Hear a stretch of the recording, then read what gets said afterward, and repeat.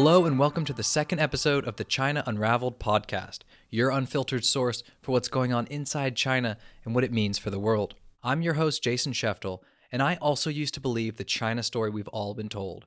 But after living, studying, and traveling throughout the country, I now know better. China's past, present, and future are not what they've been made out to be. I spent the last year turning what I've learned into a book, and on here, I shed some light on the big issues. In today's episode, we're going to learn the truth about China's quarantine. Was it entirely or even mostly a public health measure? What exactly is the shadowy grid system lurking behind China's lockdown? And are China's infection and death rate numbers even believable, or have we been fed propaganda? China just so happens to have kicked out a number of foreign journalists as it began setting its quarantine into motion. So let's see what people are not being allowed to say. In mid-January 2020, an ominous feeling of déjà vu fell over the Chinese central government. A novel coronavirus outbreak was exploding out of control. Blatant government incompetence and mismanagement was everywhere. Foreign newspapers had been criticizing the country for weeks, and activity on domestic social media suggested widespread discontent and distress. In a secret teleconference on January 14th, China's top health official, Mao Xiaowei, said the situation was, quote, likely to develop into a major public health event and the most serious challenge since SARS, end quote. That was bad news. Back in 2003, the SARS outbreak had almost led to a catastrophic disaster for the Chinese regime. For its own sake, the government had to do something to fix the situation.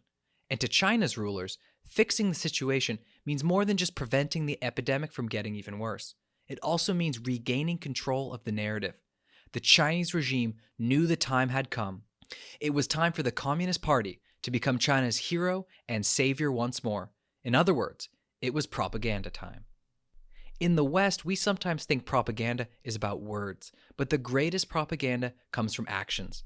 When the party quarantined first Wuhan and then other cities, it was looking for more than just a practical effect.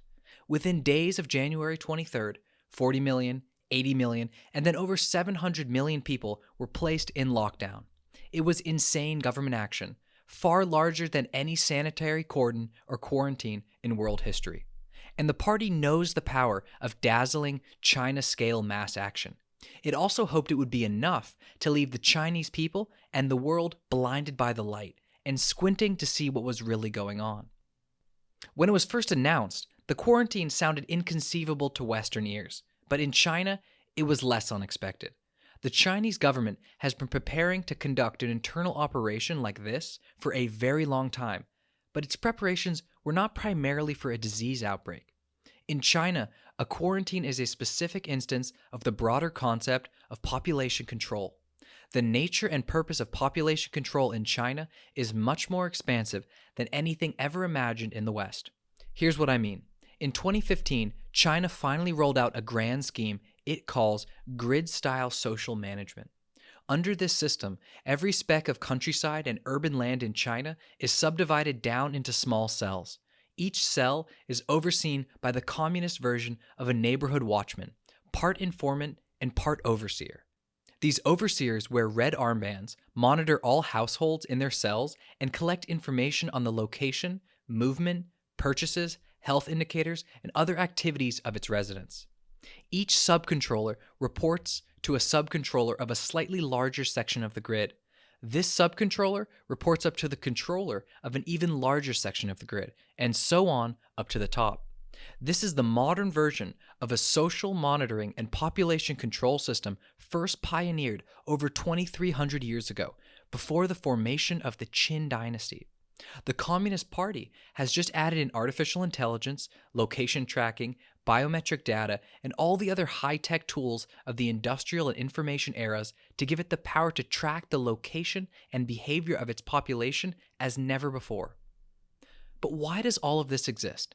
For a second, let's forget the quarantine and even the Communist Party and ask, why do Chinese states, from the very earliest to the most recent, go to such extraordinary lengths to control the population? Why are they trying to map and monitor every human and every square foot of the country? The reason is surprisingly simple. China fears internal chaos far more than anything else. That is why it spends more on internal security than external defense. That is why China's leaders take population control to such extremes. So ignore information suggesting the Chinese quarantine was a specific, highly effective pandemic response. It wasn't. It was Chinese population control in action, a system designed with other forms of disturbances in mind. Population control helps Chinese governments deal with their largest problem, weak political legitimacy. Political legitimacy is what prevents the people from one day deciding to tear down a country's whole political system, something the Chinese people have done routinely throughout history. Why should the Communist Party rule instead of some other Chinese government?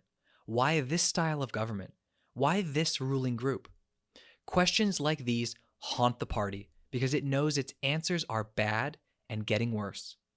In the West, after 500 years of revolutions, legitimacy comes from things like constitutions, courts, rule of law, elections, and more generally, the people's perceived power to change governments and influence the system. There is none of that in China. Look for any of it and you will find only smoke and mirrors. So why do the Chinese people allow the Communist Party to govern? What gives it its credibility? Well, in 2020, the Communist Party's legitimacy comes primarily from bringing home the bacon, from its perceived economic competence, the ability to maintain continuous economic growth. Think of it as a technocratic state with some cultural pride, nationalist sentiments, and general crisis management skills sprinkled on top. While to some, a government measured on performance might seem pretty good, in China's case, it is a disaster because guess who ends up measuring the government's performance? That's right, the government does. And when the government measures itself, it should come as no surprise that it always seems to be killing it. That is why propaganda is so important. Chinese government legitimacy is based on appearances, and propaganda lets the government directly influence those appearances, artificially enhancing its own legitimacy. This power is irresistible. The government snaps its fingers, puts its censors and propagandists to work, and voila, the government suddenly appears more competent, or at least less incompetent, than it really is. And I'm not just calling it propaganda to sound inflammatory. The Communist Party's Central Committee has a propaganda department, and 2 out of the 9 members of China's coronavirus task force are from the Propaganda Bureau. Propaganda is essential to population control. Democratic processes may be imperfect, but what they allow for is a relationship between state and society. Democracy gives space for the two to iterate on their relationship and improve it over time. In China, this is impossible because government self-measurement and propaganda overwrites the relationship, or at least it does until disaster strikes, and everyone gets to see how bad the relationship really is. Before the coronavirus outbreak hit, another disaster had already struck China. Nothing had boosted the Chinese regime like presiding over one of the greatest economic expansions in world history, but growth has been fading fast. The boom years are over, and only propaganda has kept up appearances. Even official statistics show GDP growth rates less than half of what they once were. So when the coronavirus outbreak came to light, the party saw a triple threat: crisis mismanagement, further economic declines, and a loss of national prestige. All 3 could hit China and the party at once. And if this happened, China could quite easily have a major reckoning on its hands. Not a problem, a reckoning. The scale of what China fears is often hard for someone who lives in the US to really understand. If a US president bungles a crisis, which often happens, it may wreck his credibility and knock the governing party out of power, but it does not damage the basic structure of the US government. In China, things are different. A major public failure by paramount leader Xi Jinping could crack the whole government party state. That is why China has mapped the whole country and all of its people onto a grid.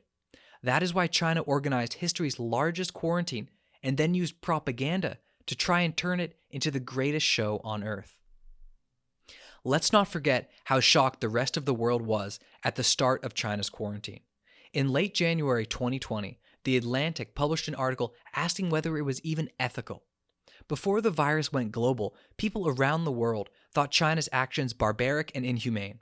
A mass lockdown seemed like something only China's authoritarian government could do or would do. To the party, this perception was useful. It meant a successful quarantine could be seen as unique to the party and unique to China. A successful quarantine would be a singular competence, the holy grail in the Communist Party's attempts to make itself appear legitimate. From the very start, this made the success or failure of the quarantine intensely political. Xi Jinping may have said that, quote, China will continue to take an open and transparent approach towards dealing with the virus, end quote. But real transparency would have been dangerous for him and his government. The effectiveness of China's most public and decisive action could not reasonably be questioned. There was no way the party could let the quarantine even seem to fail, because failure would invite disaster. Of course, whenever the government is on its back foot trying to protect its reputation, its propaganda tends to lose all sense of proportion. So ever since the quarantine started, Chinese propaganda has made it out to be a success, and not just a success, but a stunning success, basically a miracle made possible by the one and only Chinese Communist Party. This becomes a major problem when the results of the quarantine are not quite what they appear. Let's take a look at the apparent results of China's quarantine, because not only are they misleading, they are impossible. The Wuhan quarantine started on January 23rd, and its first few weeks were as bad as New York City. Infections skyrocketed, and the Wuhan healthcare system was overwhelmed with more patients than it could handle. By February 2nd, the government was creating makeshift quarantine facilities at converted hotels, hostels, gyms, and event halls all across the city. As part of its propaganda push to show a China-only level of disaster response, the government also pretended to build 2 hospitals in Wuhan in just a few weeks. These stacked versions of construction trailers are not full-fledged hospitals. They are at best bare-bones quarantine wards.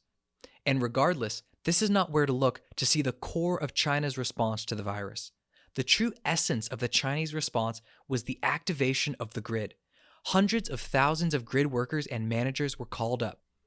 All the cells were monitored, and apartment complexes were locked down. Entrances were manned 24/7. Surveillance apps were used to monitor everyone. Locations were tracked, and people were forced to text temperature readings to grid controllers. Disobey or misbehave, and you may miss out on groceries or your daily walk. In February and March of 2020, Chinese population control was put to its greatest test, but the propaganda push that accompanied it made it almost impossible to know how well it really fared. Mid-February was clearly terrible, but around February 20th, things in Wuhan got very suspicious. Almost exactly a month after the quarantine started, infections and deaths all started to fall with eerie precision, unmatched anywhere else where the virus would later spread. But what was even more amazing and unexpected was what appeared to be happening outside of Wuhan. COVID-19 case counts were so small, it was as if nothing had escaped China's quarantine. Yet we know millions managed to flee Wuhan in the dark of night right before the quarantine came into effect. China analyst Derek Scissors puts it this way, quote, "Are we supposed to believe that 1.2 million travelers from ground zero of a pandemic, some freely circulating for weeks, resulted in a national contagion of a little over 15,000 cases?" Well, yes, that is precisely what we are supposed to believe. China wants the world to believe it has an infection rate half as large as South Korea, even though it has 20% fewer doctors per capita than Mexico. We are supposed to believe this even though low trust between the state and Chinese population turned a public health crisis into something more like a police operation. Many people saw the consequences of reporting symptoms as a punishment and avoided seeking treatment altogether. We are supposed to believe this even though no mass testing was available for the virus in February and 25 to 50% of infected people are asymptomatic. We are supposed to believe this even though an April 15th article in the science journal Nature indicates the pre-symptomatic period for the virus is longer than expected, lasting for at least a few days. We are supposed to believe this even though infected people had been freely circulating in China for 2 months before the quarantine was put into place. Let's just try to make the numbers work. But even when we do, using the lowest possible number of people leaving Wuhan, the lowest available infection rate, and the lowest number of days infected people traveled, China is still looking at not just hundreds of thousands of cases, but a few million. A Bloomberg report from April 1st put into words what everyone pretty much already knew. According to US intelligence agencies, China has been lying about its outbreak numbers all along, and the true scale of the outbreak is huge. China wants the world to believe its totalitarian measures actually accomplished what it claims they did in February. But the far more plausible story is that towards the end of February, the government decided it would use lies and propaganda to smooth out the numbers, making the government appear way more competent than it really is. So long as the regime knew it would eventually get the virus under control, it had every incentive to make it look like it already had it under control. All this brings up two very important and disturbing questions. Can the Communist Party really hide hundreds of thousands or even millions of infections? Yes, it can. All it has to do is reclassify illnesses. And this isn't speculation. The New York Times and Wall Street Journal both reported on politicized diagnosis in China going back as far as December. The US averages 20 million or more normal flu cases during the height of the flu season. And China's larger population routinely sees 100 million or more respiratory illnesses of all kinds during this time. Population scale makes disease reclassification easy. If the government wanted to, it could hide all the COVID-19 cases in this crowd. And now it gets dark. How about deaths? Can China really hide thousands or tens of thousands of deaths? Yes, it can. Come on, this is the Chinese Communist Party we are talking about. Not only can it do this, but it has practice. During the 1950s, 60s, and 70s, China hid millions of deaths from its own people and the world. In recent years, it has done the same for deaths in politically sensitive regions or as a result of politically sensitive issues. And this is as politically sensitive as it gets. As terrible as it sounds, tens of thousands of deaths are only drops in a very large bucket. About 10 million people die in China every year. That means 2.5 million deaths every 3 months. The math for hiding and reclassifying these deaths is pretty easy. The government's major challenge is hiding the deaths in Wuhan, where global scrutiny would make tampered numbers more obvious. This is why China is slowly beginning to increase the death numbers in Wuhan. On April 17th, the deaths were revised up by 50%. And we should all expect more clerical revisions as China frantically tries to juggle multiple cover-ups at once. The first cover-up was the cover-up of China's early failures to stop the outbreak. The second cover-up was its campaign to exaggerate the success of its quarantine and hide its failures. The third cover-up is China's attempt to recharacterize its population control skills as pandemic management expertise. With its usual lack of proportion, China went from wanting to seem competent to wanting to seem hyper-competent. China wants to plaster global praise from other nations on its domestic media, giving the Chinese people international justification for believing the party's response was a great success story. So around the world, China has started peddling its success to anyone who will listen. It has managed to get countries like Turkey to say, quote, "Through heroic efforts, the Chinese people have beat their epidemic and established a model for the world," end quote. But as reporter Carlota Gall has shown, Turkey is also hiding its deaths and infections, so this might mean a whole lot less than people think. It is also no small irony that the best foil for China's whole charade is an island right across the Taiwan Strait. As of early May 2020, Taiwan has less than 500 cases and 10 deaths in a population of almost 24 million. It achieved these results transparently, without draconian measures, and without aid, support, or advice from the mainland. What China appears to have achieved is neither fully truthful nor special. China's propaganda push wants us to think China has achieved a unique public health victory, when all it has really done is demonstrate how well it can control what its people does and some of what the rest of the world thinks. As with many other scandals of the last 70 years, who knows how long it will be before China admits what really happened. For now, it is important to realize that the Chinese government has not acquired unparalleled management skills. This is just what they want us and the Chinese people to think.